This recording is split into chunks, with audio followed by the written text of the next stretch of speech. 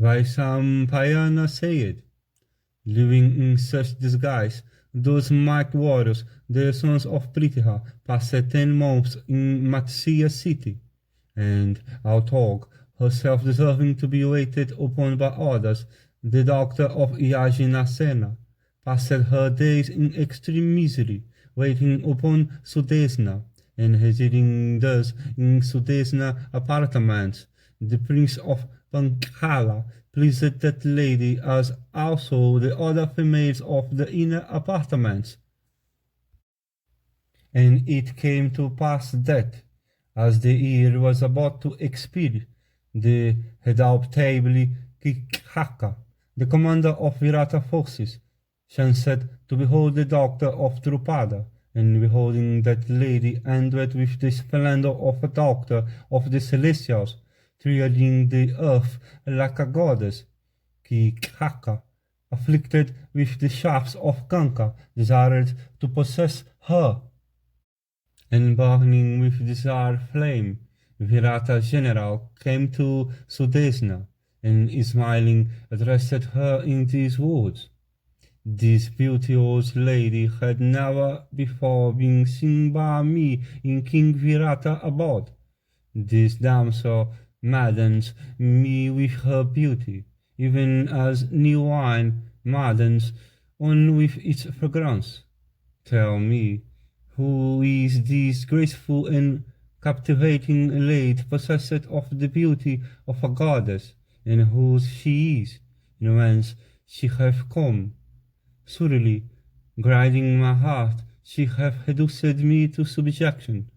It seems to me that there is no other medicine for my illness. This fair handmaid of thine seemeth to me to be possessed of the beauty of a goddess. Surely, unlike her is ill suited to serve thee. Let her rule over me in whatever is mine. Let her grace my spacious and beautiful palace, decked with various ornaments of gold, full of viands and drinks in profusion, with excellent plates and containing every kind of plenty, besides elephants and horses and cars in myriads. And having consulted with Sudesna, thus Kichaka went to Prince Draupadi, and like a jackal in the forest, accosting a lioness, he spoke unto Krishna these words in a winning voice. Who and whose art thou? And whence hast thou come to the seat of Virata? Tell me all these. Thy beauty and gracefulness are of the very first order, and the comeliness of thy features is unparalleled. With its loveliness thy face shineth ever like the resplendent moon. Thy eyes are beautiful and large like lotus petals. Thy speech also resembles the notes of the cuckoo. Never before in these woods have I beheld a woman possessed of beauty like thine. Art thou Lakshmi herself, having her abode in the midst of lotuses, or art thou she who is called Bhuti, or which amongst these, Hri, Sri, Kirti, and Kanti, art thou? Or possessed of beauty like Hati, art thou she who sporteth in the embraces of the god of love? Thou that possessest the fairest of eyebrows, thou shinest beautiful, even like the lovely light of the moon. Who is there in the whole world that will not succumb to the influence of desire, beholding thy face, and with unrivalled beauty and celestial grace of the most attractive kind? That face of thine is even like the full moon, its celestial effulgence resembling his radiant face, its smile resembling his soft light, and its eyelashes looking like the spokes on his disk. both thy bosoms, beautiful and well developed, and endowed with unrivaled gracefulness, and deep and well rounded, and without any space between them, are certainly worthy of being decked with garlands of gold, resembling in shape the beautiful buds of the lotus. These thy breasts are even as the whips of Kama that are urging me forward. Beholding that waist of thine, marked with 4 wrinkles, and measuring a span, and slightly stopping forward because of the weight of thy breasts, and looking on those graceful hips of thine, broad as the banks of a river, the incurable fever of desire afflicteth me sore. The flaming fire of desire, fierce as a forest conflagration, and fanned by the hope my heart cherisheth of a union with thee, is consuming me intensely. Thou of exceeding beauty, quench thou that flaming fire, kindled by Matiha. Union with thee is a rain-charged cloud, and the surrender of thy person is the shower that the cloud may drop. Thou of face resembling the moon, the fierce and maddening shafts of Matiha, whetted and sharpened by the desire of a union with thee, fixing these hearts of mine in their impetuous course, have penetrated into its core. Those impetuous and cruel shafts are maddening me beyond endurance. It behoveth thee to relieve me from this plight by surrendering thyself to me and favoring me with thy embraces, decked in beautiful garlands and robes, and adorned with every ornament. Sport thou with me to thy fill. Thou of the gait of an elephant in hood, deserving as thou art of happiness, talk deprived of it now. It behoveth thee not to dwell here in misery. Let unrivaled weal be thine, drinking various kinds of charming and delicious and ambrosial wines, and sporting at thy pleasure in the enjoyment of diverse objects of delight. Do thou attain auspicious prosperity. This beauty of thine and this prime of thy youth are now without their use, endowed with such loveliness, thou dost not shine like a graceful garland lying unused and unworn. I will forsake all my old wives, let them become thy slaves, and I will stay by thee as thy slave, ever obedient to thee. Hearing these words of his, Draupadi replied, in desiring me, a female servant of low extraction, employed in the despicable office of dressing hair, thou desirest one that deserves not that honor. Then again I am the wife of others. Therefore, good betide thee. This conduct of thine is not proper. Do thou remember the precept of morality, that persons should take delight on in their wedded wives. Thou shouldst not, therefore, by any means bend thy heart to adultery. Surely, abstaining from improper acts is ever the stud of those that are good. Overcome by ignorance, sinful men under the influence of desire come by either extreme infamy or dreadful calamity. Thus addressed by the Saihindhi, the wicked Kichaka, losing control over his senses and overcome by lust, although aware of the numerous evils of fornication, evils condemned by everybody and sometimes leading to the destruction of life itself. Then he spoke unto Draupadi, it behoveth thee not, thus to disregard me who am under the power of Manmatiha on thy account. If now thou disregardest me, who am under thy influence, and who speak to thee so fair, thou wilt have to repent for it afterwards. The real lord of this entire kingdom is myself.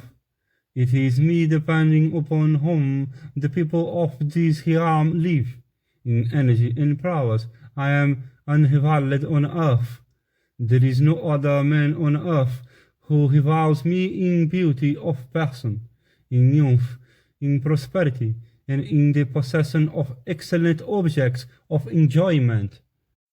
Why, it is that having it in thy power to enjoy here every object of desire, and every luxury and comfort without its equal, thou preferest servitude, becoming the mysteries of this kingdom, which I shall confer on thee. Accept me and enjoy our excellent objects of desire, addressed in these accursed words by Kichaka, that chaste daughter of Drupada, answered him thus reprovingly: Do not act so foolishly, and do not throw away thy life. Know that I am protected by my 5 husbands. Thou canst not have me. I have Gandhiharvas for my husbands. Engaged, they will slay thee. Therefore, do thou not bring destruction on thyself. Thou intendest to tread along a path that is incapable of being trod by men. Thou art even like a foolish child that, standing on one shore of the ocean, intends to cross over to the other. Even if thou enterest into the interior of the earth, or soarest into the sky, or rushest to the other shore of the ocean, still thou wilt have no escape from the hands of those sky-hanging offspring of gods, capable of grinding our foes.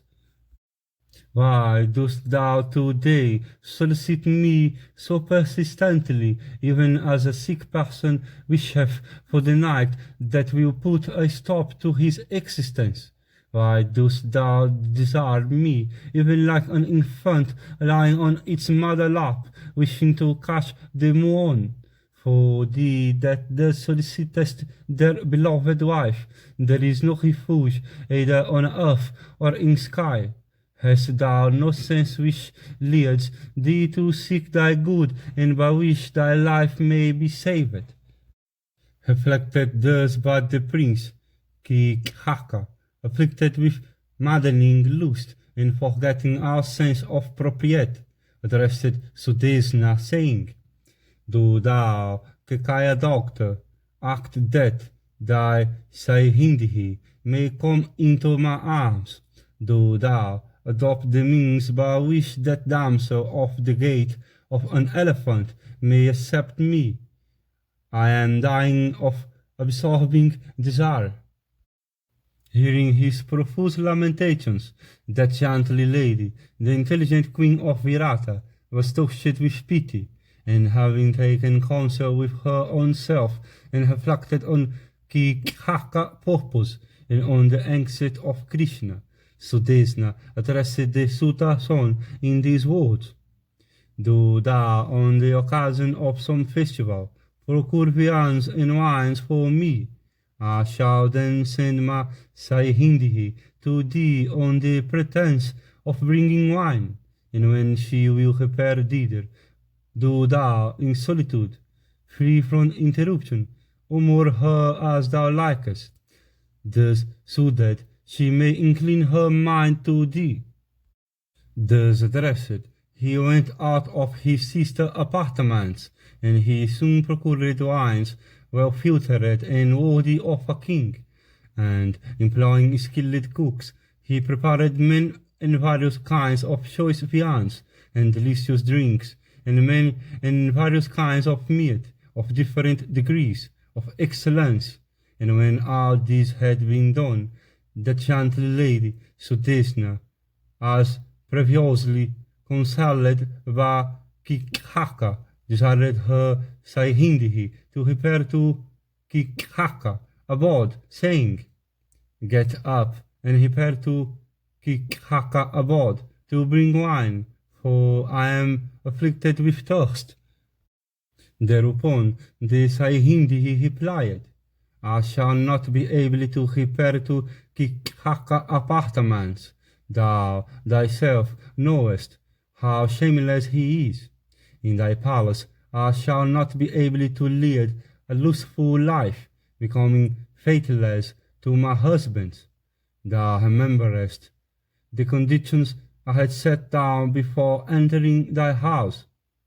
The foolish Kichaka, afflicted by the god of desire, will, on seeing me, offer me insult. Therefore I will not go to his quarters. Thou hast many maids under thee. Do thou, good betide thee, send on of them, for surely Kichaka will insult me." Sudesna said, "Sent by me from my abode, surely he will not harm thee." And having said this, she handed over a golden vessel furnished with a cover, and filled with apprehension and weeping. Draupadi mentally prayed for the protection of the gods, and set out for Kichaka abode for fetching wine. And she said, "As I do not know another person save my husband, by virtue of that truth, let Kichaka not be able to overpower me, although I may approach his presence." And that helpless damsel then adored Surya for a moment, and Surya, having considered all that she urged, commanded a Hakishasa to protect her invisibly. And from that time the Hakishasa began to attend upon that blameless lady under any circumstances. And beholding Krishna in his presence like a frightened doe, the suitor rose up from his seat, and felt the joy that is felt by a person wishing to cross to the other shore when he obtains a boat. Kichaka said, "Thou art welcome. Surely the night that is gone hath brought me an auspicious day, for I have got thee today as the mistress of my house. Do what is agreeably to me. Let golden chains and conchs and bright earrings made of gold, manufactured in various countries, and beautiful rubies and gems, and silken robes and deer skins be brought for thee. I have an excellent bed prepared for thee.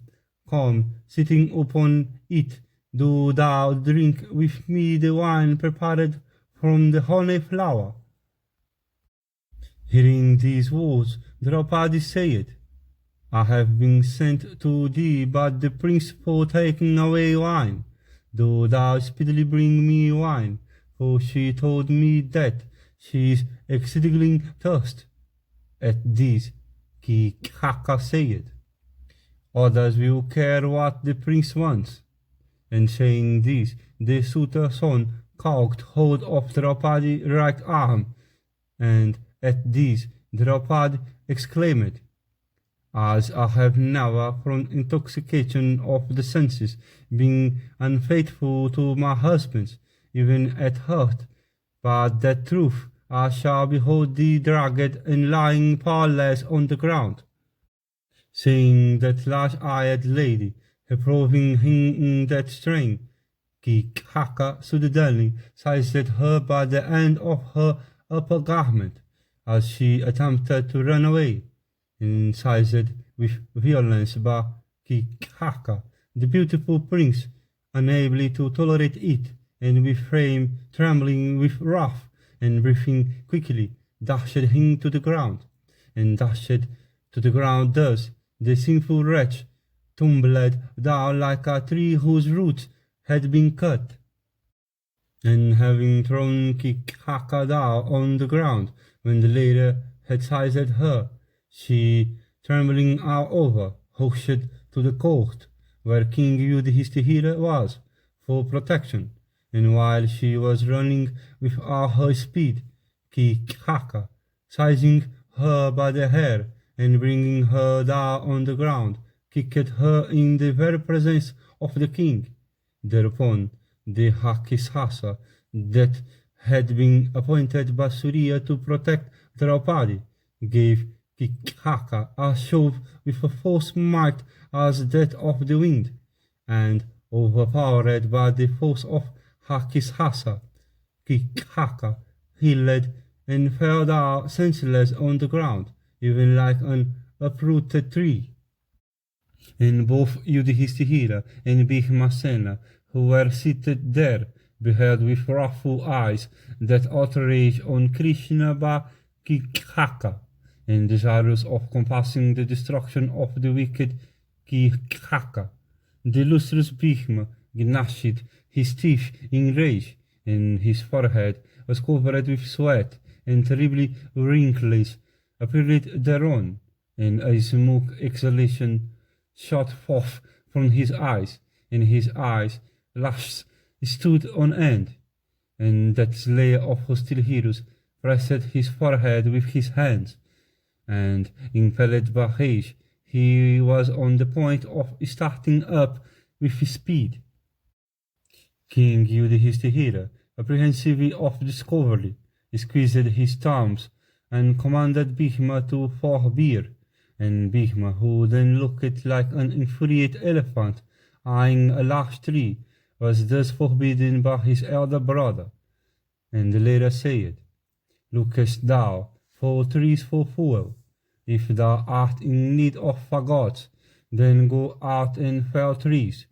And the weeping Draupadi of fair hips, approaching the entrance of the court, and seeing her melancholy lords, desirous yet of keeping up the disguise duty bound by their pledges, with eyes burning in fire, spoke these words unto the king of the Matsiyas. Alas, the son of Asuta have kicked today the proud and beloved wife of those whose power can never sleep in peace, even if 4 kingdoms intervene between him and them. Alas, the son of Asuta have kicked today the proud and beloved wife of those truthful personages who are devoted to Brahmanas and who always give away without asking anything in gift. Alas, the son of Asuta have kicked today the proud and beloved wife of those the sounds of whose kettle drums and the twangs of whose bowstrings are ceaselessly heard. Alas, the son of Asuta have kicked today the proud and beloved wife of those who are possessed of abundant energy and might, and who are liberal in gifts, and proud of their dignity. Alas, the son of Asuta have kicked today the proud and beloved wife of those who, if they had not been fettered by the ties of duty, could destroy this entire world.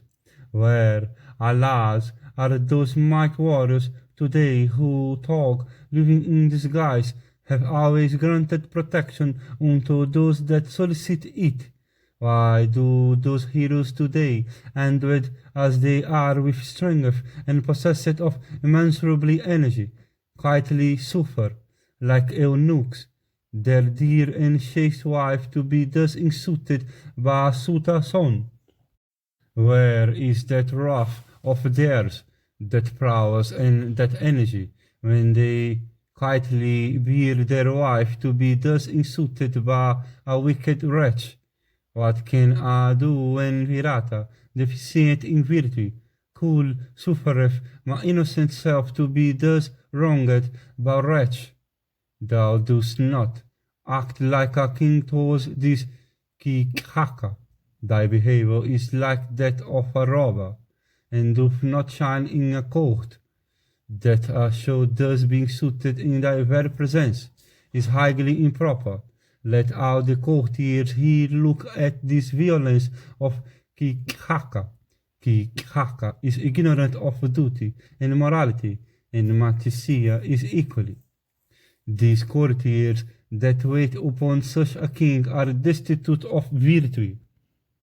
With these and other woes of the same kind, the beautiful Krishna, with tearful eyes, rebuked the king of the Matsiyas, and hearing her, Virata said, I do not know what your dispute has been out of our sight.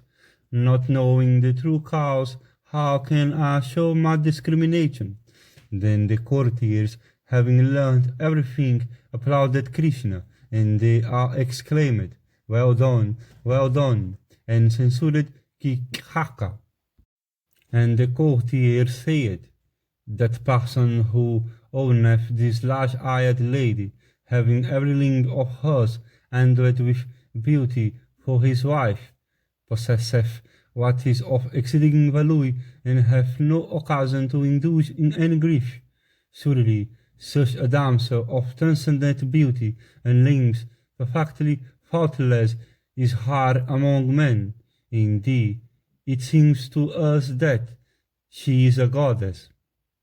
And while the courtiers, having beheld Krishna, were applauding her thus, Yudhishthira's forehead from ear became covered with sweat, and that bull of the Kuru race then addressed that prince, his beloved spouse, saying, Stay not here, retire to the apartments of Sudesna.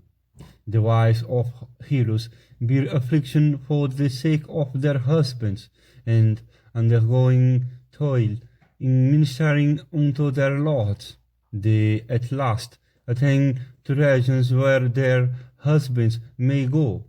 Thy Gandhara husbands, effulgent as the sun, do not, I imagine, consider these as an occasion for manifesting their wrath, inasmuch as they do not rush to thy aid.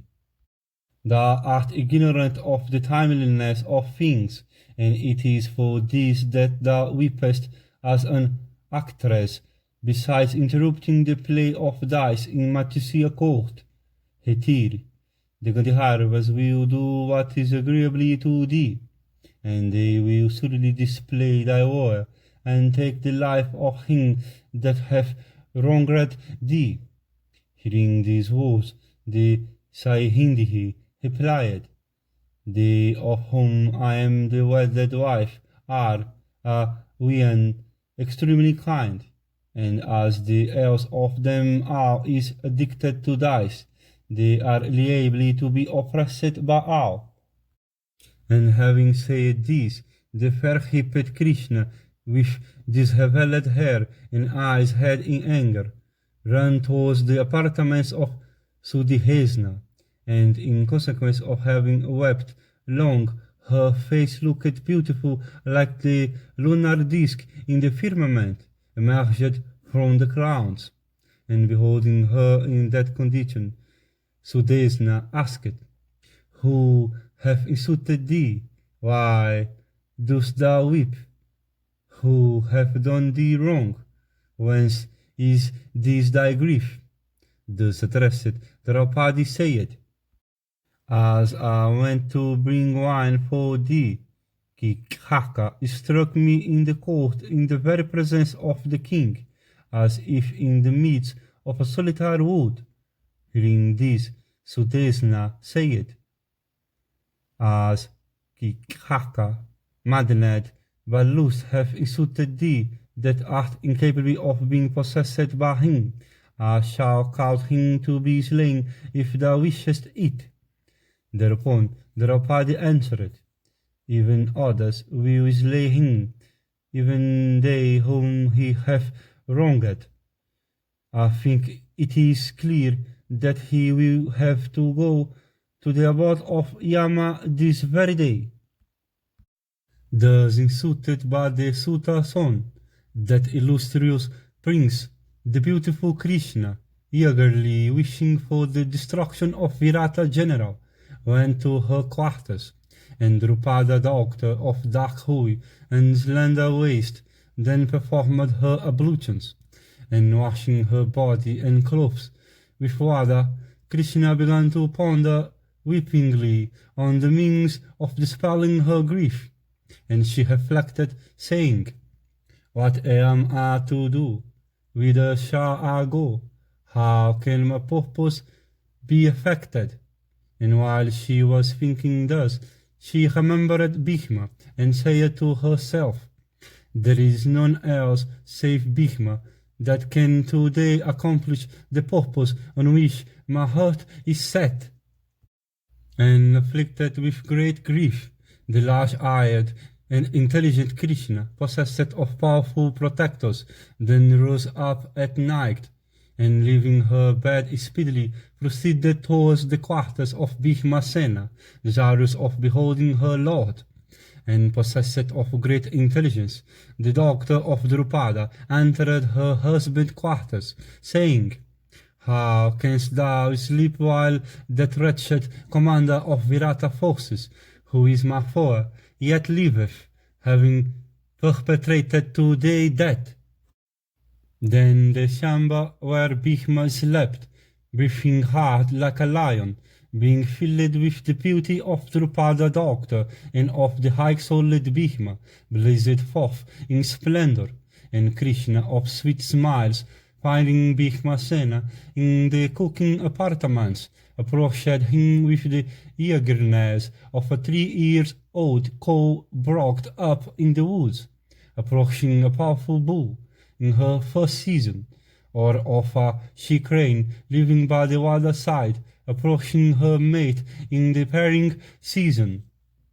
And the prince of Panchala then embraced the second son of Pandu, even as a creeper embraced a hog and Sala on the banks of the Gomati, and embracing him with her arms, Krishna of faultless features awaked him as a lioness awaketh a sleeping lion in a trackless forest, and embracing Bhishmasena, even as a she-elephant embraceth her mate, the faultless Panchali addressed him in voice sweet as the sound of a stringed instrument emitting Gandhara note.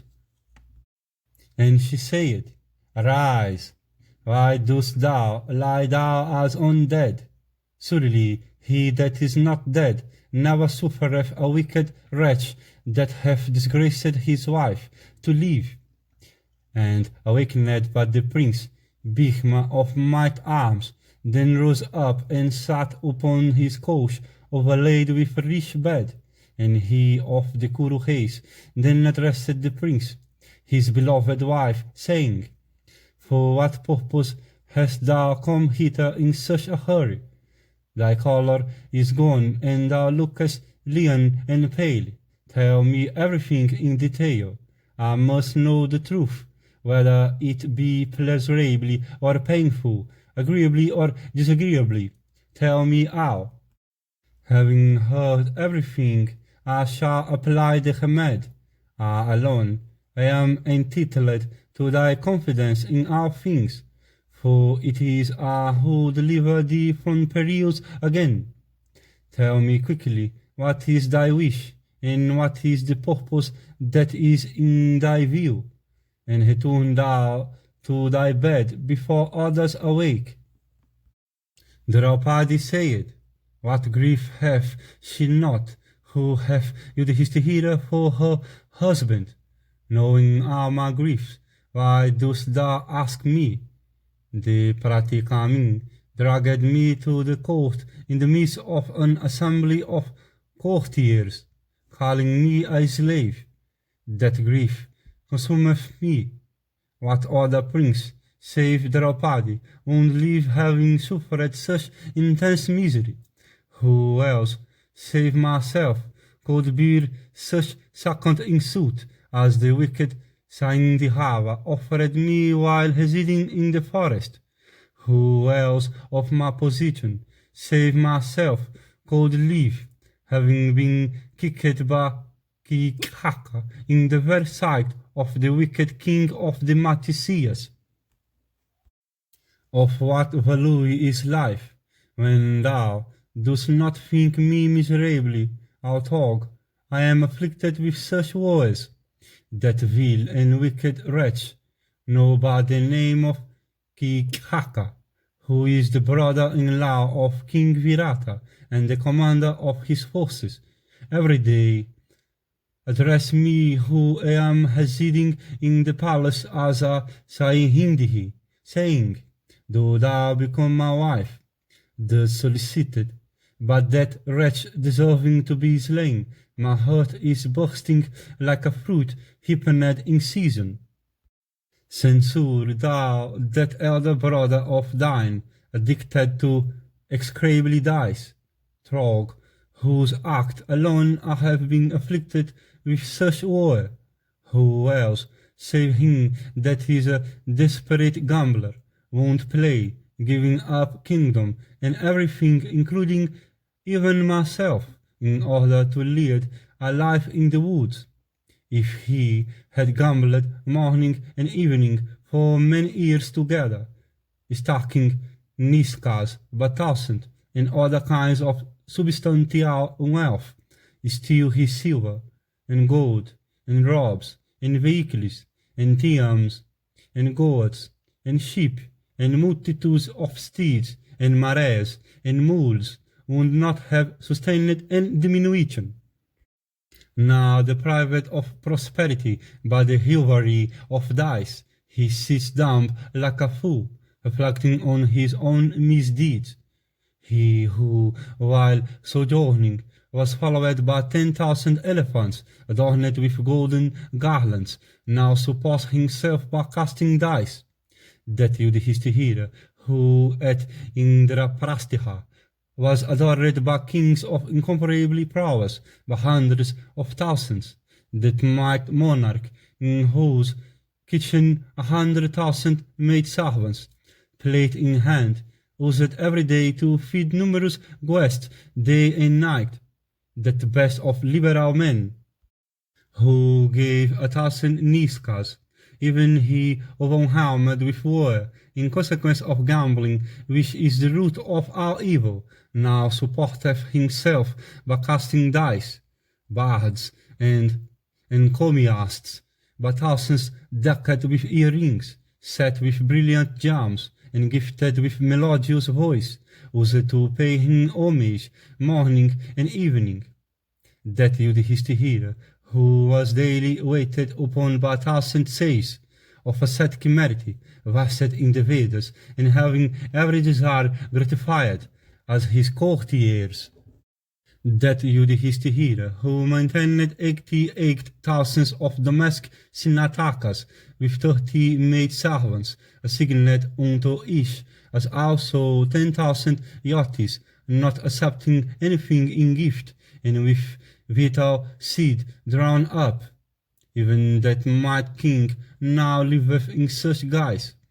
That Yudhishthira, who is without malice, who is full of kindness, and who giveth every creature his due, who hath all these excellent attributes, even he now liveth in such guise, possessed of firmness and unbaffled prowess, with heart disposed to give every creature his due. King Yudhishthira, moved by compassion, constantly maintained in his kingdom the blind, the old, the helpless, the parentless, and all others in his dominions, in such distress, that Yudhishthira, becoming a dependent and a servant of Matsya, a caster of dice in his court, now calls himself conquer, he unto whom, while residing at Indraprastha, all the rulers of earth used to pay timely tribute. Even he now begs for subsistence at another hands. He too, whom the kings of the earth were in subjection, even that king having lost his liberty, liveth in subjection to others, having dazzled the entire earth like the sun by his energy. That Yudhishthira is now a courtier of King Virata, that Pandava, who was respectful, waited upon in court by kings and sages, behold him now waiting upon another. beholding Yudhishthira, a courtier sitting beside another and briefing adulatory speeches to the other, who can help being afflicted with grief, and beholding the highly wise and virtuous Yudhishthira, undeserving as he is of serving others, actual serving another for sustenance, who can help being afflicted with grief, and that Bharata, who was worshipped in court by the entire earth, do thou now behold him worshipping another? Why then dost thou not regard me as one afflicted with diverse miseries, like one forlorn and immersed in a sea of sorrow? This that I am going to tell thee is another great grief of mine. Thou shouldst not blame me, for I tell thee this from sadness of heart. Who is there whose grief is not enhanced at sight of thee, engaged in the ignoble office of a cook, entirely beneath thee, and calling thyself as one of Vallava caste? What can be sadder than this, that people should know thee as Virata cook, Vallava by name, and therefore one that is sunk in servitude? When thy work of the kitchen is over, thou humbly sittest beside Virata, calling thyself as Vallava the cook. Then despondence seizeth my heart. When the King of Kings in joy maketh thee fight with elephants, and the woman of the inner apartments log out the while, then I am sorely distressed. When thou fightest in the inner apartments with lions, tigers, and buffaloes, the Prince Kaikei looking on, then I almost swan away. And when Kaikei and those maidservants, leaving their seats, come to assist me and find that instead of suffering and injured in limbs, mine is on a swan, the prince speaks unto her woman, saying, Surely it is from affection and the duty begot of intercourse, that this lady of sweet smiles grieveth for the exceedingly powerful cook, when he fights with the beasts. Saihindhi is possessed of great beauty, and Vallava is eminently handsome. The heart of woman is hard to know, and they are fans, are deserving of each other. It is likely that the Saihindhi invariably weepeth on account of her connection with her lover. And then they both have entered this royal family at the same time, and speaking such words, she always upbraideth me, and beholding me wroth at this, she suspects me to be attached to thee. When she speaketh thus, great is the grief that I feel in thee, on beholding thee, afflict with such calamity, sunk as I already am in grief on account of Yudhishthira. I do not desire to live. That youth who on a single car had vanquished all celestials and men is now the dancing master of King Virata Doctor. That pretty hair son of immeasurably soul, who had gratified Agni in the forest of Kihandava, is now living in the inner apartments, like fire hid in a well. The bull among men, the Dhananjaya, who was ever the terror of foes, is now living in a guise that is the spirit Baal. He whose mace-like arms have been cicatrized in consequence of the strokes of his bow string, that the Dhananjaya is passing the days in grief, covering his wrists with bracelets of conchs, that the Dhananjaya, the twang of whose bowstring and the sound of whose leathern fence made every foe tremble, now entertains on glad-danned woman with his songs. that the Dhananjaya, whose head was formerly decked with a diadem of solar splendor, is now wearing braids ending in unsightly cords. Beholding that terrible bowman, Arjuna, now wearing braids and in the midst of woman, my heart is stricken with woe. That high-souled hero, who is master of all the celestial weapons, and who is the repository of all the sciences, now weareth earrings, that info whom kings of incomparable prowess could not overpower in fight, even as the waters of the mighty ocean cannot overleap the continents, is now the dancing master of King Virata doctors, and waits upon them in disguise. That Arjuna, the clatter of whose caravels caused the entire earth with her mountains and forests, her mobile and immobile things to tremble, and whose birth dispelled all the sorrows of Kunti, that exalted hero, that younger brother of thine, now maketh me weep for him. Beholding him coming towards me, decked in golden earrings and other ornaments, and wearing on the wrists bracelets of conchs, my heart is afflicted with despondence. And the Dhananjaya, who hath not a bowman equal unto him on earth in prowess, now passeth his days in singing, surrounded by women. Beholding that son of Pritha, who in virtue, heroism, and truth was the most admired in the world, now living in the guise of a woman, my heart is afflicted with sorrow. When I behold the godlike Partha in the music hall, like an elephant with 10 temples, surrounded by she-elephants in the midst of females, waiting before Virata, the king of the Matsiyas, then I lose all sense of directions.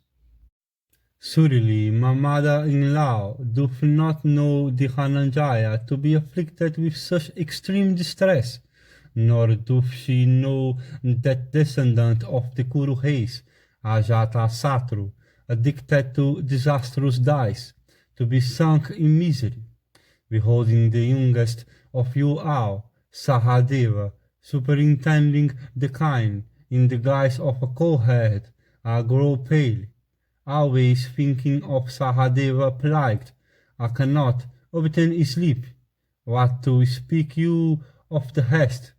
I do not know what sin Sahadeva may have committed for which that hero of unbaffled prowess suffereth such misery. Beholding that beloved brother of thine, that beau among men, employed by Matsya in looking after his kind, I am filled with woe, seeing that hero of proud disposition, gratifying Virata, by living at the head of his co-heads, attired in robes, dyed in head. I am attacked with fever. My mother-in-law always applauds the heroic Sahadeva as one possessed of nobility, excellent behavior, and rectitude of conduct, ardently attached to her sons.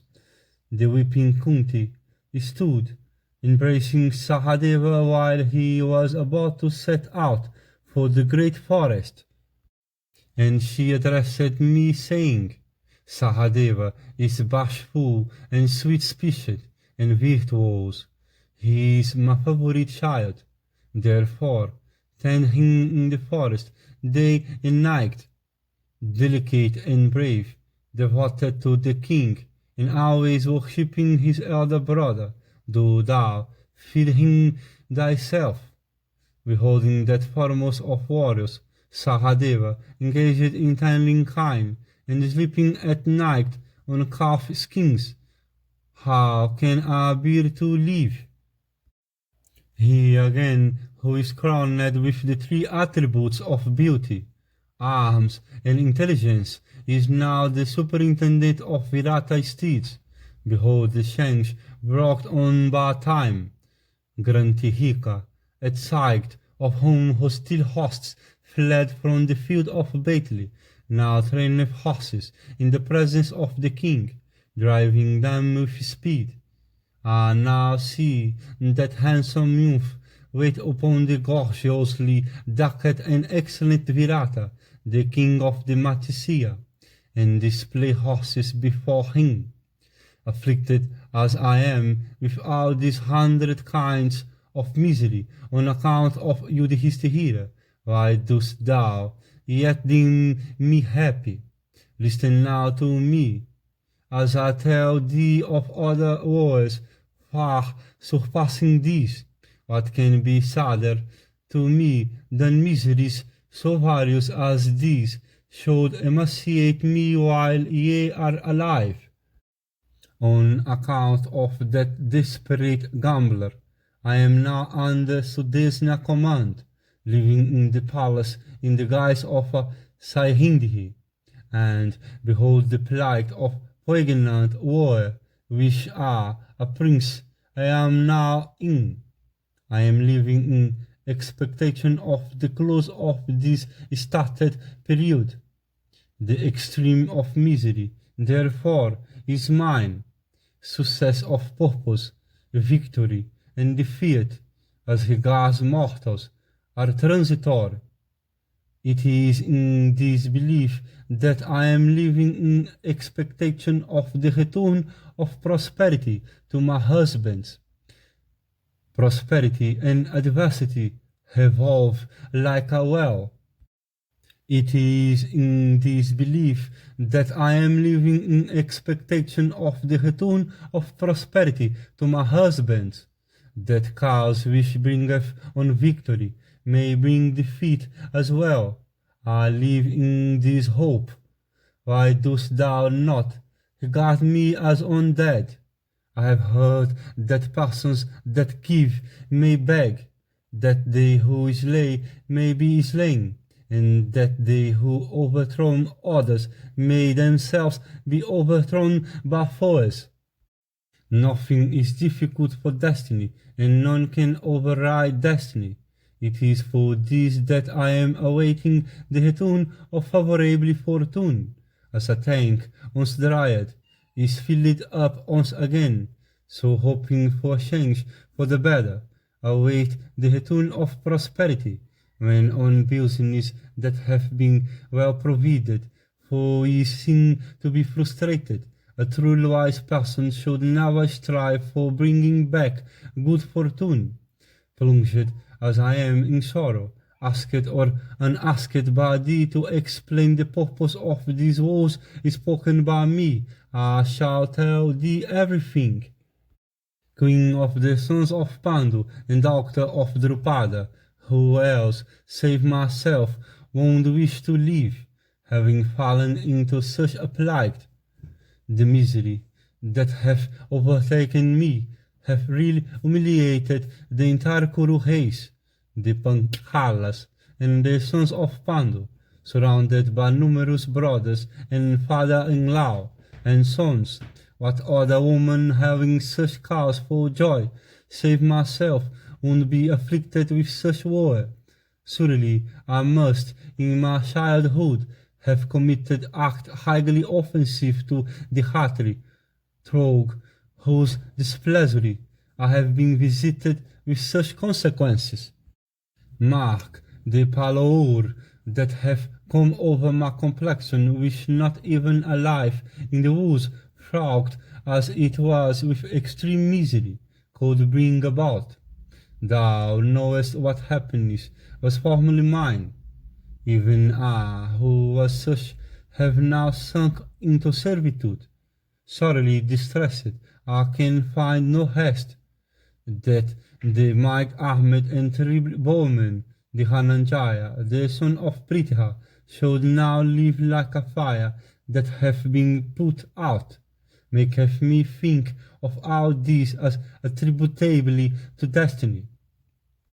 Surely it is impossible for men to understand the destiny of creatures. Therefore, think this downfall of yours as something that could not be averted but foretold.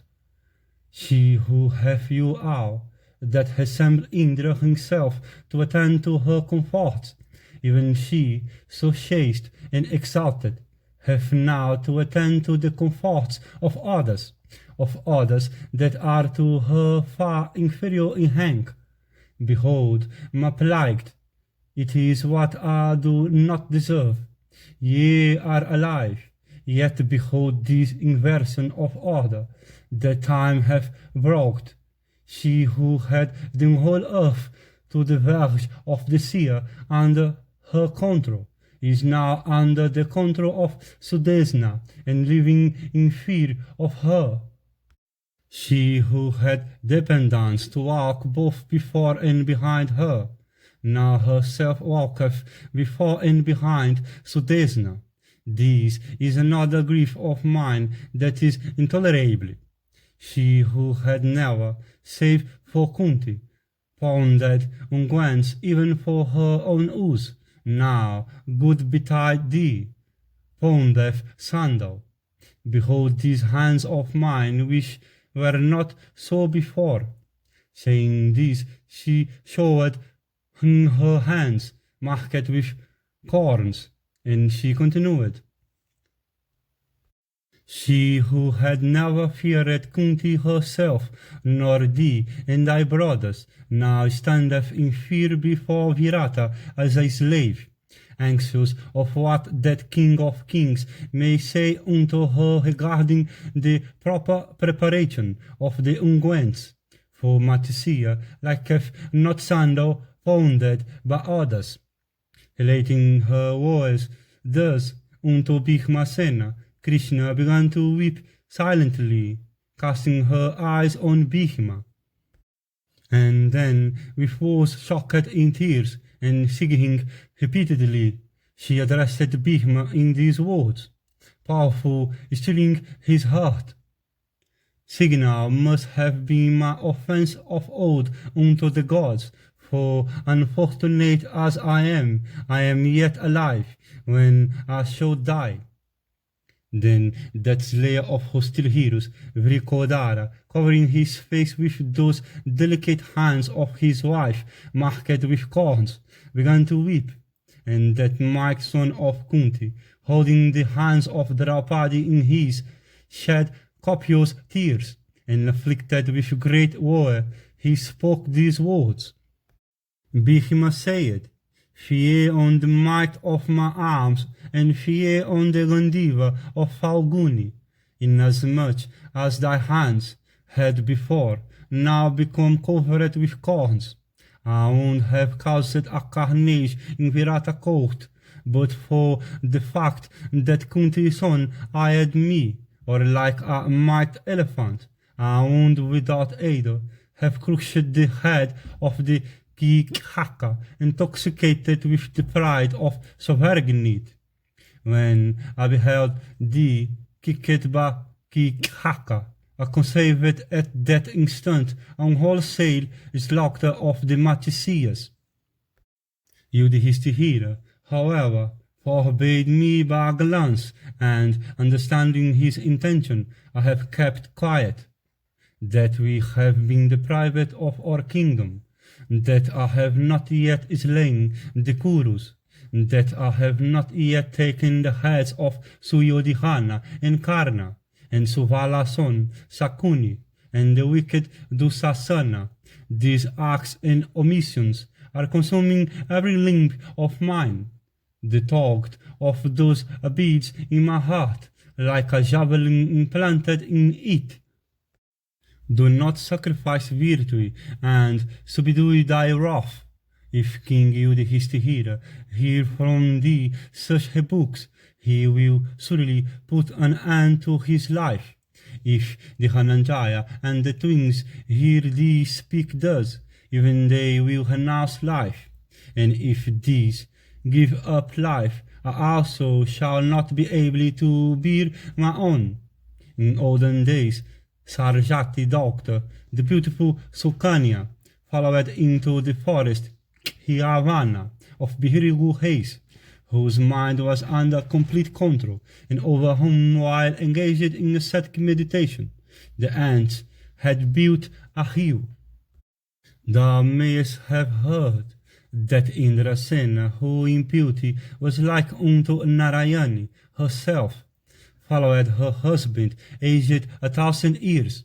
Thou mayest have heard that Janaka doctor Sita, the prince of Videha, followed her lord while living in dense woods, and that lady of graceful hips, Hama beloved wife, afflicted with calamities, and persecuted by the Hakishasas, at length gained the company of Hama. Lopamudra, also endowed with youth and beauty, followed Agastya, announcing all the objects of enjoyment unattainable by men. And the intelligent and faultless Savitri followed the heroic Satyavan, the son of Atisena, alone into the world of Yama, even like these chaste and beautiful ladies that I have named, bloomest with every virtue. Do thou spend a short while more that is measured by even a half month, and when the 13th year is complete, thou wilt become the queen regnant of a king. Hearing these words, Draupadi said, unable to bear my griefs, it is from grief alone that I have shed these tears. I do not censure Yudhishthira, nor is there any use in dwelling on the past. Come quickly forward to the work of the hour. Kaikeyi, jealous of my beauty, always pains me by her endeavors to prevent the king from taking offense to me, and understanding this disposition of hers, the wicked-souled Kichaka of immoral ways constantly solicits me himself, angry with him for this. Then, suppressing my wrath, I answer that wretch, deprived of sense by lust, saying, protect thyself. I am the beloved queen and wife of 5 Gandharvas, those heroes in wrath will slay thee that art so harsh. Thus addressed, Kichaka of wicked soul replied unto me, saying, I have not the least fear of the Gandharvas. I will slay 100,000 Gandharvas, encountering them in battle. Therefore, do thou consent. Hearing all this, I again addressed the lust-afflicted Sutta, saying, Thou art no match for those illustrious Gandharvas, of respectable percentage and good disposition, are ever adhere to virtue and never wish for the death of any one. It is for this that thou avest. At this, that wicked of wicked soul burst out into a loud laughter, and it came to pass that Kaikeyi, previously urged by Kichaka and moved by affection for her brother, and desirous of doing him a good turn, dispatched me to him, saying, Do thou fetch wine from Kichaka quarters. On beholding me, the Sutta son at first addressed me in sweet words, and when that failed, he became exceedingly enraged, and intended to use violence. Understanding the purpose of the wicked Kichaka, I speedily rushed towards the place where the king was. Felling me on the ground, the wretch then kicked me in the very presence of the king himself, and before the eyes of Kanka and many others, including charioteers, and royal favorites, and elephant riders, and citizens. I rebuked the king and Kanka again and again. The king, however, neither prevented Kichaka nor inflicted any chastisement on him, the principal ally of King Virata in war. The cruel Kichaka, her fat of virtue, is loved by both the king and the queen. Brave, proud, sinful, adulterous, and engrossed in all objects of enjoyment, he yearneth immense wealth, and robs the possessions of others, even if they cry in distress. and he never walketh in the path of virtue, nor doth he any virtuous act. Of wicked soul and vicious disposition, haughty and villainous, and always afflicted by the shafts of karma, talk he pussed repeatedly. If he sees me again, he will outrage me. I shall then suddenly announce my life. I'll talk, striving to acquire virtue. Your highly meritorious acts will come to naught. Ye that are now obeying your pledge, ye will lose your wife. By protecting one wife, one offspring are protected, and by protecting one offspring, one own self is protected. And it is because one begets one own self in one wife, that the wife is called Jaya by the wise. The husband also should be protected by the wife, thinking, how else will he take his birth in my womb? I have heard it from Brahmanas expounding the duties of the several orders, that a Kshatriya have no other duty than subduing enemies. Alas, Kichaka kicked me in the very presence of Yudhishthira, the just, and also of thyself. It was thou that didst deliver me from the terrible Jatasura. It was thou that with thy brothers didst vanquish Jayadratha. Do thou now slay this wretch who hath insulted me, presuming upon his being a favorite of the king. Kichaka hath enhanced my war. Do thou, therefore, smash this lustful wicked even like an earthen pot dashed upon a stone. If tomorrow sun sheds his rays upon him who is the source of many griefs of mine, I shall, surely, mixing poison, drink it up. For I never shall yield to Kichaka. Far better it were that I should die before thee. Having said this, Krishna, hiding her face in Bhima's breast, began to weep, and Bhima, embracing her, consoled her to the best of his power, and having abundantly consoled that slender-waisted daughter of Drupada by means of words fraught with great reason and sense, he wept with his hands, her face flooded with tears, and thinking of Kichaka, and licking with his tongue the corners with his mouth, Bhima, filled with wrath, thus spake to that distressed lady. Bhima said, I will do even as thou sayest. I will presently slay Kichaka with all his friends. Tomorrow evening, announcing sorrow and grief, manage to have a meeting with Kichaka. The dancing hall that the king of the Matsya have caused to be erected is used by the girls for dancing during the day. They repair, however, to their homes at night.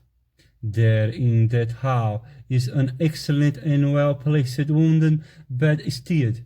Even there I will make him see the spirits of his deceased grandsires. When thou holdst converse with him, thou must manage it so that others may not spy thee. Having thus conversed with others, and shed tears in grief, they waited for the dawn of that night with painful impatience. And when the night had passed away, Kichaka, rising in the morning, went to the palace and accosted Draupadi, saying, Throwing thee down in the court, I kicked thee in the presence of the king. Attacked by myself, thou couldst not obtain protection. This Virata is in name only the king of the Matsyas, commanding the force of this realm. It is I who am the real lord of the Matsya. Do thou accept me cheerfully. I shall become thy slave, and I will immediately give thee 100 niskas, and engage 100 male and 100 female servants, and will bestow on thee cast yoked with she-mules. Let our union take place. Draupadi replied, no, even this is my condition. Neither thy friends nor thy brothers should know thy union with me. I am a terror of detection, but those illustrious Gandharvas promise me this, and I yield to thee. Hearing this, Kichaka said, I will do even as thou sayest. Afflicted but the god of love, I will alone repair to thy abode for union with thee, so that those Gandharvas, effulgent as the sun, may not come to know of this act of thine. Draupadi said, do thou, when it is dark, go to the dancing hall erected by the king of the Matsiyas, where the girls dancing during the day, repairing to their respective homes at night. The Gandharvas do not know that place. We shall then, without doubt, escape our century. Reflecting on the subject of her conversation with Kichaka, that half a day seemed to Krishna as long as a whole month, and the stupid Kichaka also, not knowing that it was death that had assumed the form of a Saihindhi, returning home, experienced the greatest delight, and deprived of sense by lust. Kichaka became speedily engaged in embellishing his person with unguents and garlands and ornaments. And while he was doing all this, thinking of that damsel of large eyes, the day seemed to him to be without an end, and the beauty of Kichaka, who was about to forsake his beauty forever, seemed to heighten like the wick of a burning lamp about to expire, and reposing the fullest confidence in Draupadi, Kichaka, deprived of his senses by lust and absorbed in the contemplation of the expected meeting, did not even perceive that the day had departed. Meanwhile, the beautiful Draupadi, approaching her husband, Bhishma of the Kuru race, stood before him in the kitchen, and that lady with tresses ending in beautiful curls then spake unto him, saying, even as thou hast directed, I have given Kichaka to understand that our meeting will take place in the dancing hall. Alone will he come at night to the pit hall, slay him there. Do thou repair to that dancing hall, and take the life of Kichaka, that son of a Suta, intoxicated with vanity. From vanity alone, that son of a Suta dislikes the Gandharvas. Lift him up from the earth, even as Krishna had lifted up the Naga from the Yamuna. Afflicted as I am with grief, wipe thou my tears, and blessed be thou. Protect thy own honor and that of thy race. Bhishma said, welcome, expect the glad tidings thou bringest me. I need no other aid whatever.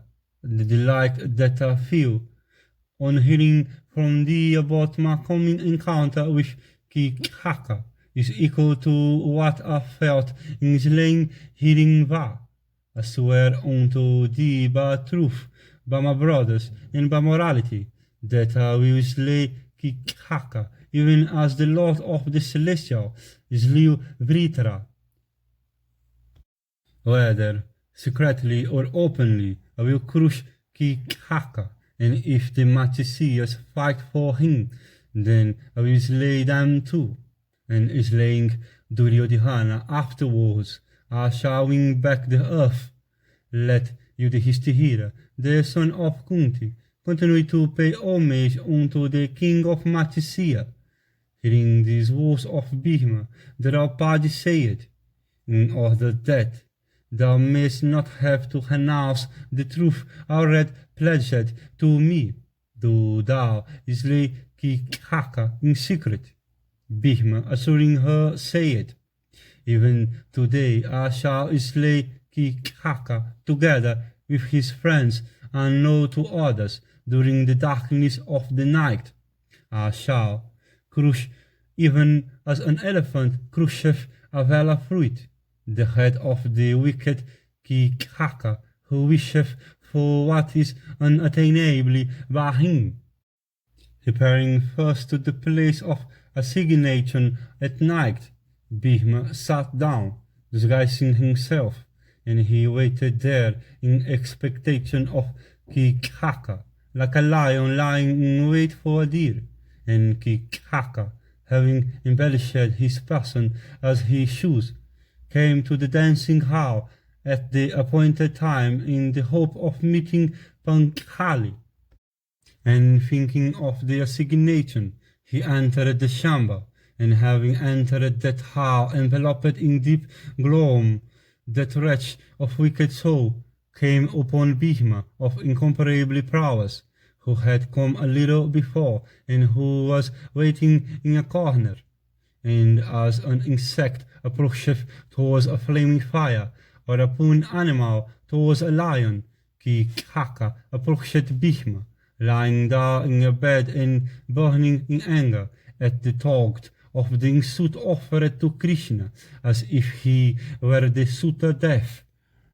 And having approached Bhima, Kichaka, possessed by lust, and his heart and soul filled with ecstasy, smiling said, to thee I have already given many and various kinds of wealth from the stores earned by me, as well as 100 maids and many fine robes, and also a mansion with an inner apartment adorned with beauteous and lovely and youthful maid servants, and embellished by every kind of sports and amusements.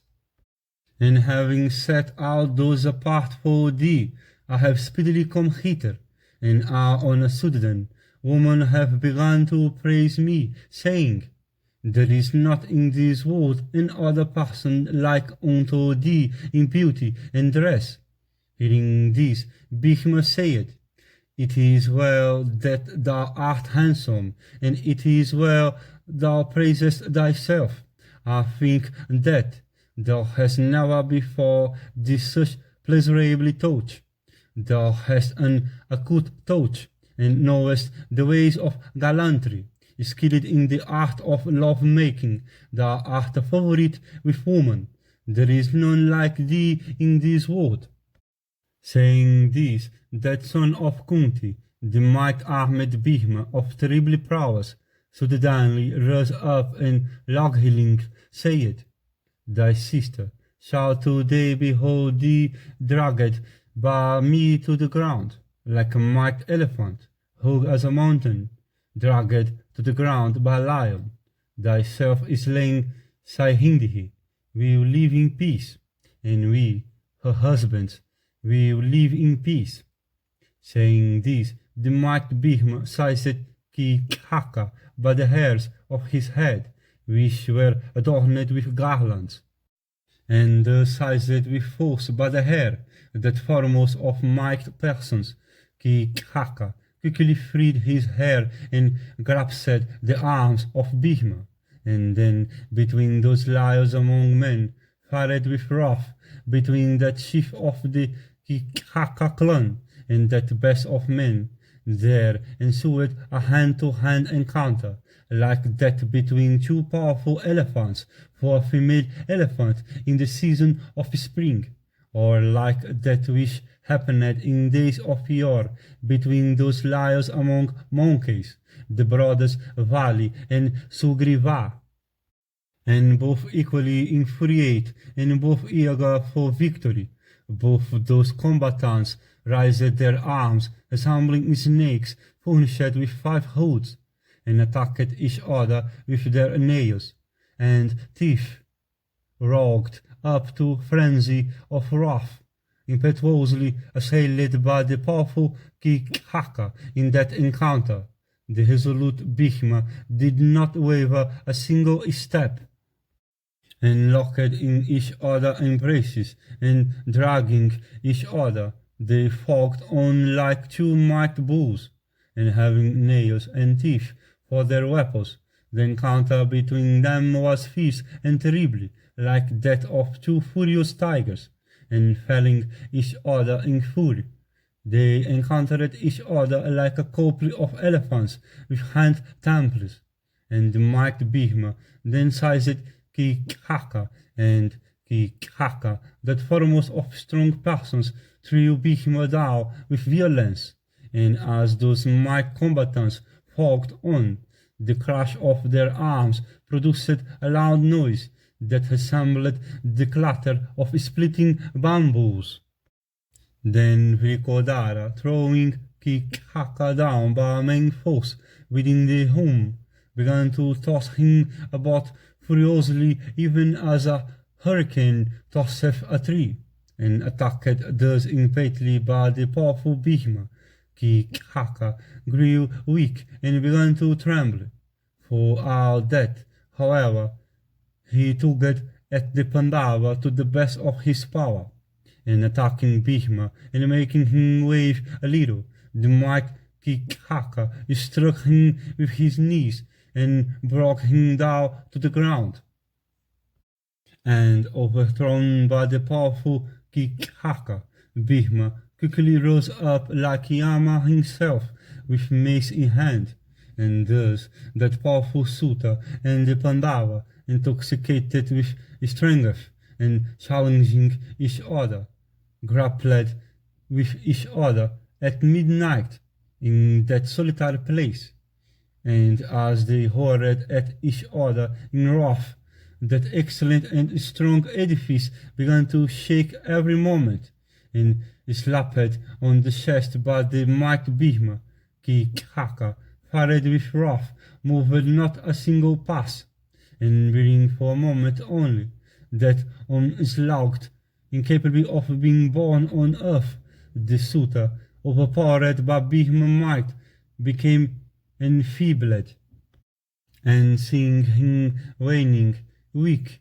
Bhishma, ended with great strength, forcibly drew Kichaka towards his breast, and began to press hard, and breathing hard again and again in wrath, that the best of victors, Vrikodara, forcibly seized Kichaka by the hair, and having seized Kichaka, the mighty Bhishma began to roar like a hungry tiger that hath killed a large animal, and finding him exceedingly exhausted, Vrikodara bound him fast with his arms, as one binds a beast with a cord, and then Bhishma began for a long while to whirl the senseless Kichaka, who began to roar frightful like a broken trumpet. And in order to pacify Krishna's wrath, Vrikodara grasped Kichaka's throat with his arms and began to squeeze it, and assailing with his knees the waist of that roast of the Kichakas, all the limbs of whose body had been broken into fragments, and whose eyelids were closed. Vrikodara slew him as one would slay a beast, and beholding Kichaka entirely motionless, the son of Pandu began to roll him about on the ground, and Bhishma then said, slaying this wretch who intended to violate our wife, this thorn in the side of Saihindhi, I am freed from the debt I owed to my brothers, and have attained perfect peace. And having said this, that foremost of men, with eyes hid in wrath, relinquished his hold of Kichaka, whose dress and ornaments had been thrown off his person, whose eyes were rolling, and whose body was yet trembling. And that foremost of mighty persons, squeezing his own hands and beating his lips in haste, again attacked his adversary and thrust his arms and legs and neck and head into his body like the yellow of the pinnacle, reducing into shapeless mass the deer, which form sacrifice had assumed in order to escape his ear, and having crushed all his limbs and reduced him into a ball of flesh, the mighty Bhishma showed him unto Krishna, and ended with might energy. That hero then addressed Draupadi, that foremost of all women, saying, "Come, prince of Panchala, and see what hath become of that lustful wretch."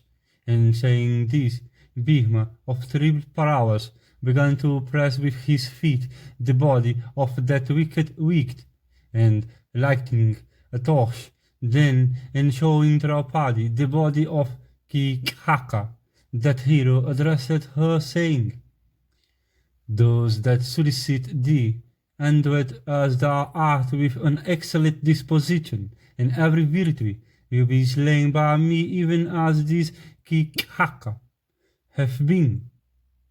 And having accomplished that difficult task so highly agreeably to Krishna, having in thee slain Kichaka, and thereby pacified his wrath, Bhishma bade farewell to Krishna, the doctor of Drupada, and quickly went back to the kitchen.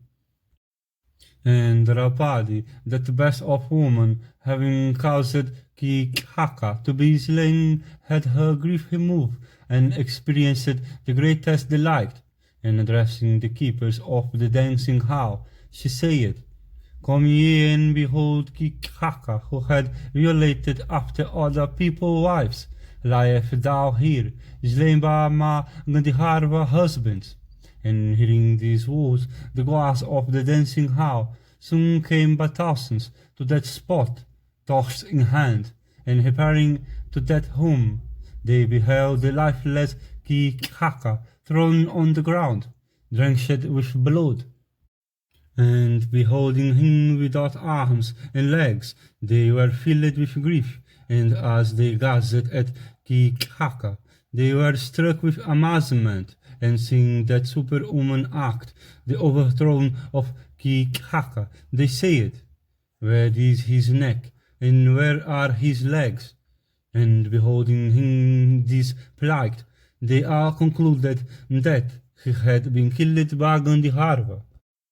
Then all the relatives of Kichaka, arriving at that place, beheld him there, and began to wail aloud, surrounding him on all sides. And beholding Kichaka, with every limb mangled, and lying like a tortoise, dragged to dry ground from the water, all of them were overcome with exceeding fright, and the breastlets of their bodies stood on end. And seeing him crushed all over by Bhishma like a Danava by Indra, they proceeded to take him outside for performing his funeral obsequies.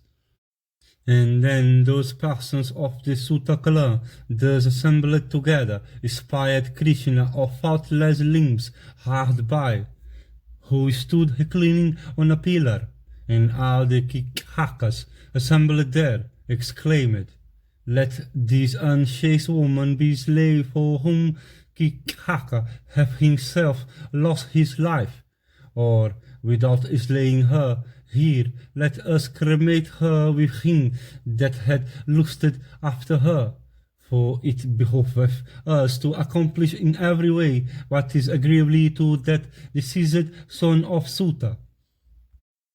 And then they addressed Virata, saying, "It is for her sake that Kichaka hath lost his life. Let him be cremated along with her.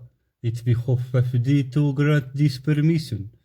Thus addressed by them, King Virata, knowing full well the prowess of the Sutta, gave his assent to Saihindhi, being burnt along with the Sutta son.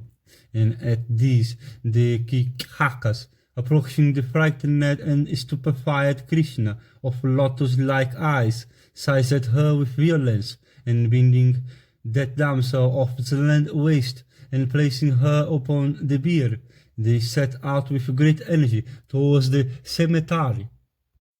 And while thus forcibly carried towards the cemetery by those sons of the Sutta tribe, the blameless and chaste Krishna, living under the protections of her lords, then wailed aloud for the help of her husbands, saying, "Let Jaya and Jayanta and Vijaya and Jayatisena and Jayadivala listen to my words. The Suttas are taking me away. Let those illustrious Gandhirvas enter it with speed of hand, the clatter of whose cars is loud, and the twang of whose bowstrings in the midst of the mighty conflict are heard like the roar of thunder. Listen to my words. The Suttas are taking me away."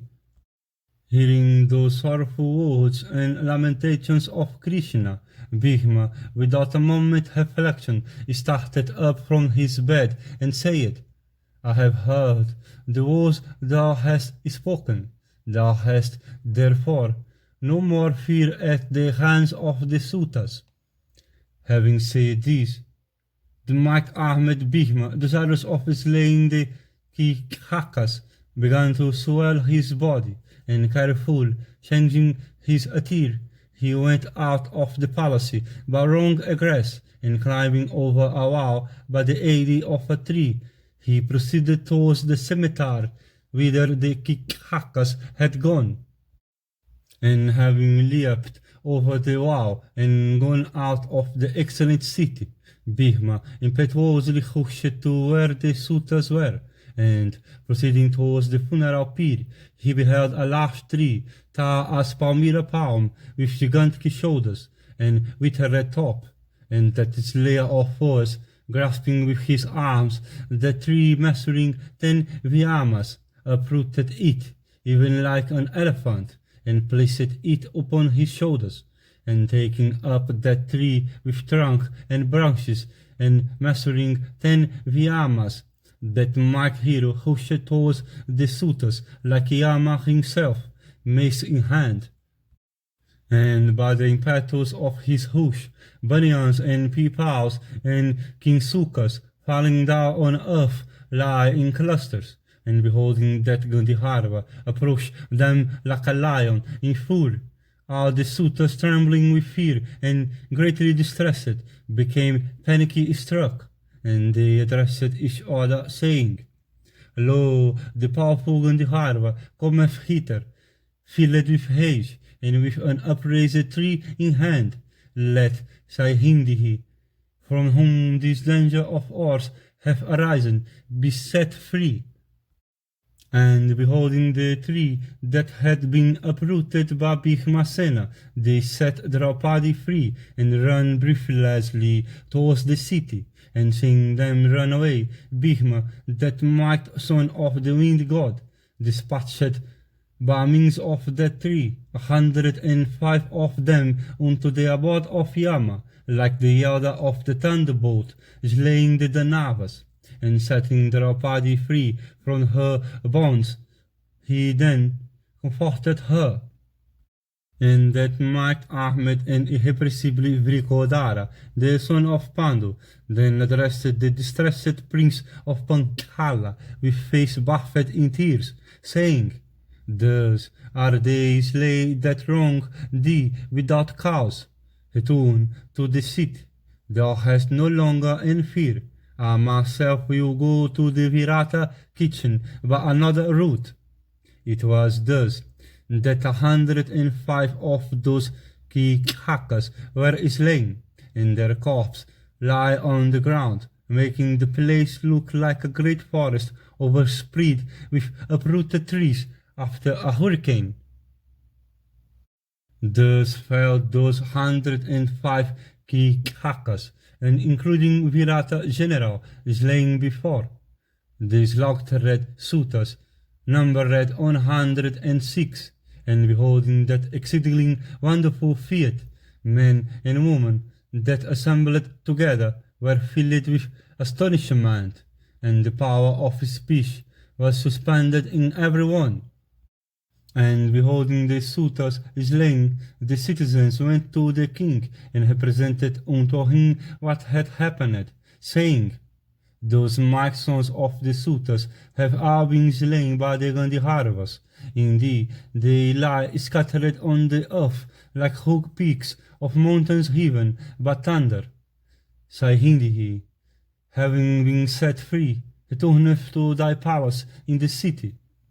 If Saihindi cometh, thy entire kingdom will be endangered. Saihindi is endowed with great beauty. The Gandharvas also here exceedingly powerful. Men again, without doubt, are natural sexual. These, therefore, without delay, such means that in consequence of wrongs done to Saihindi, thy kingdom may not meet with destruction. Hearing those woes of theirs, Virata, that Lord of hosts, saith unto them, do ye perform the last heats of the suitors, let all the Kichakas be burnt in unblazing pyre, with jams and fragrant unguents in profusion. And filled with fear, the king then addressed his queen, Sudesna, saying, when Saihindi comes back, do thou tell her these words from me, blessed be thou. Go thou whithersoever thou likest. The king hath been alarmed at the defeat already experienced at the hand of the Gandharvas. Protected as thou art by the Gandharvas, I dare not personally say all this to thee. A woman cannot offend, and it is for this that I tell thee all this through a woman. Thus delivered by Bhishmasena after the slaughter of the suitors, the intelligent and youthful Krishna relieved from all her fears, washed her limbs and clothes in water, and proceeded towards the city, like a doe frightened by a tiger. And beholding her, the citizens, afflicted with the fear of the Gandharvas, fled in all directions, and some of them went so far as to shut their eyes.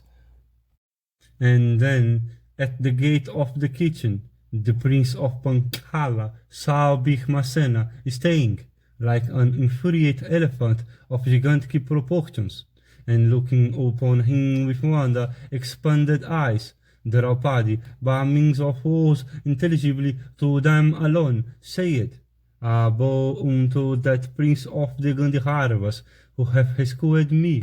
At these words of her, Bhishma said, hearing these words of hers, in obedience to whom those persons were hitherto living in the city, they will henceforth here regarding themselves as freed from the debt. Then she beheld the might-armed Dhananjaya in the dancing hall, instructing King Virata doctors in dancing, and ensuing with Arjuna from the dancing hall, all those damsels came to Krishna, who had arrived there, and who had been persecuted sorely. How innocent dog she was! And they said, by good luck it is that thou hast been delivered from thy dangers. By good luck it is that thou hast returned safe. And by good luck it is that the suitors have been slain that had wronged thee. Innocent dog thou art. Hearing this, Vrihanala said, how hast thou been delivered, and how have those sinful wretches been slain? I wish to learn all this from thee exactly as it occurred. Saihindi replied, blessed Vrihanala, always passing thy days happily in the apartments of the girls. What concern hast thou with Saihindi fate to say? Thou hast no grief to bear that Saihindi hath to bear. It is for this that thou askest me thus, distressed as I am in ridicule. Vrihanala said, Vrihanala have unparalleled sorrows of her own. She hath become as low as a brute. Thou dost not understand this. I have lived with thee, and thou hast lived with us. When, therefore, thou art afflicted with misery, who is it that will not feel it? No one can completely read another heart. Therefore it is that thou knowest not my heart. Then Draupadi, accompanied by those girls, entered the royal abode, desirous of appearing before Sudesna.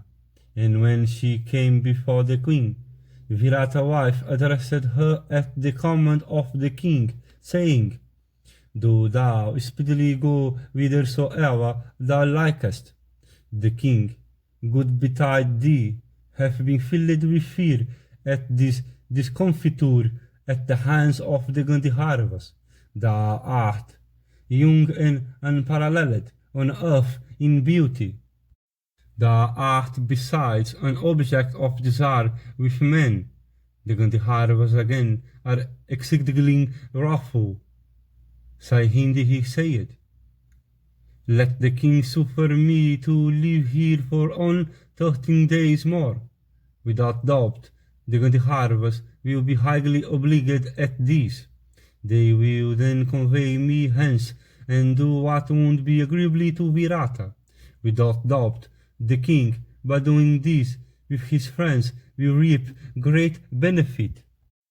At the slaughter of Kichakas and brothers, people, thinking of this terrible feat, were filled with surprise, and in the city and the provinces it was generally bruited about that. For bravery, the king Valava and Kichaka were both mighty warriors. The wicked Kichaka, however, had been an oppressor of men and a dishonorer of other people's wives, and it was for this that wicked of sinful soul had been slain by the Gandharvas. And it was thus that people began to speak from province to province of the invincible Kichaka, that slayer of hostile hands. Meanwhile, the spies employed by Dhritarashtra's son, having searched various villages and towns and kingdoms, and done all that they had been commanded to do, and completed their examination in the manner directed, of the countries indicated in their orders, returned to Nagahupa, gratified with at least one thing that they had learned. And seeing Dhritarashtra's son, King Duryodhana of the Kuru race, seated in his court with Drona and Karna and Kripa, with the high-souled Bhisma, his own brothers, and those great warriors, the Trigartas, they addressed him, saying, Great hath been the care always bestowed by us in the search after the sons of Pandu in that mighty forest. Searched have we through the solitary wilderness, abounding with deer and other animals, and overgrown with trees and creepers of diverse kind. Searched have we also in arbors of matted woods, and plants and creepers of every species. We have failed in discovering that track by which Pritha's son of irrepressible energy may have gone. Searched have we in these and other places for their footprints. Searched have we closely on mountain tops and in inaccessible fastnesses, in various kingdoms and provinces, teeming with people, in encampments and cities. No trace have yet been found of the sons of Pandu. Good betide thee. It seems that they have perished without leaving a mark behind. Although we followed in the track of those warriors, yet we soon lost their footprints, and do not know their present residence.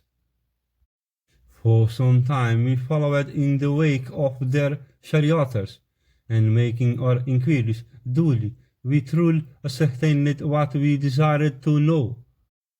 The chariotas reached the Varavati without the sons of Pritha among them, neither the sons of Pandu nor the chaste Krishna are in that city of Yadavas.